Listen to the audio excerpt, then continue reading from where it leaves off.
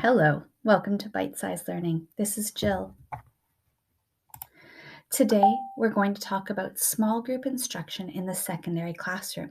We know that this high impact instructional strategy is often used by our elementary partners and is being used more and more often in the secondary classroom. So, what is small group instruction? Well, it's instruction that targets one specific learning need. So, one topic, one skill. It's responsive to the needs of the learners. As an educator, we make lots of observations as we watch our students learn. And as we're watching students learn, we may decide to pull a group of students together to address learning needs. It is also a guided experience, meaning that the teacher works alongside the students. Essentially, small group instruction meets the learning needs of specific students at a specific time. It consists of small and flexible groups.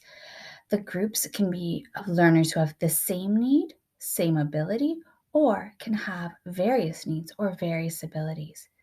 Generally, we have 2 to 5 students working alongside the teacher, and they're brief, focused interactions, approximately 10 to 12 minutes. Small group instruction can include models, representations, guided practice, or feedback. What can we do during a small group instruction? Well, the students are working with the teacher.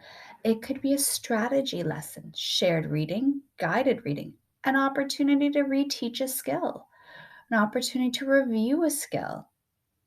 It's a great chance to pre-teach, offer enrichment or an extra challenge. It could be a conference, an opportunity to work collaboratively, and it's a great chance for the teacher to gather observations and conversations about what the students can do. Now, when the teacher's working with that small group of students, you may ask, what are the other students doing?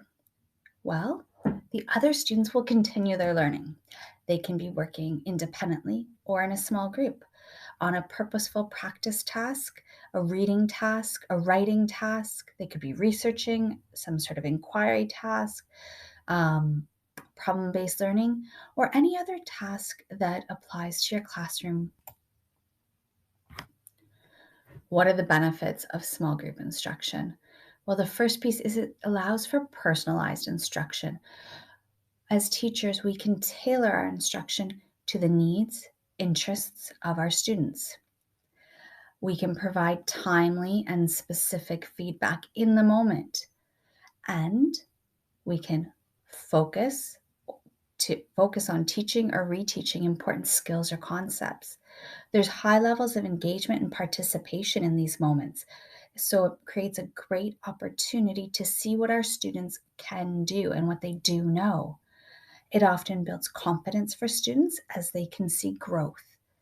And it's a great way to differentiate because not every small group has to look at the same task. We can tailor the skills and tasks to the needs of the group in front of us.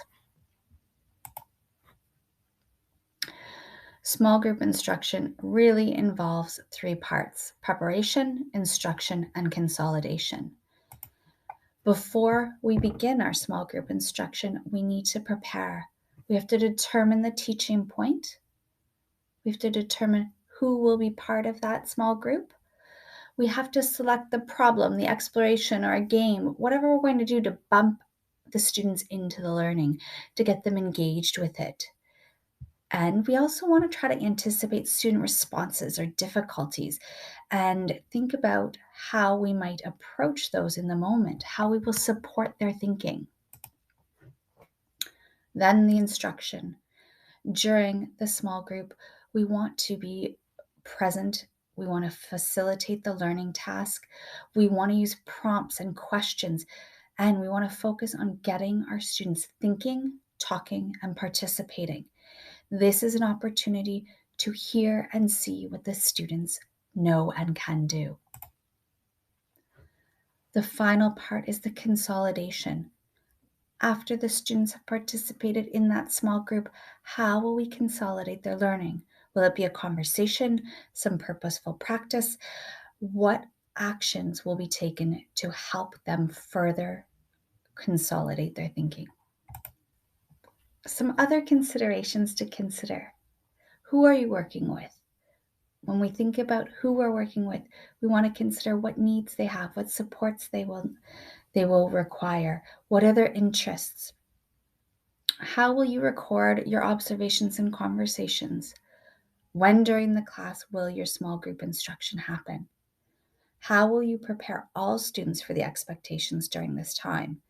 How will you normalize small group instruction in your classroom? And at what frequency will you use these strategies? Thank you for tuning in and listening to this brief overview of small group instruction.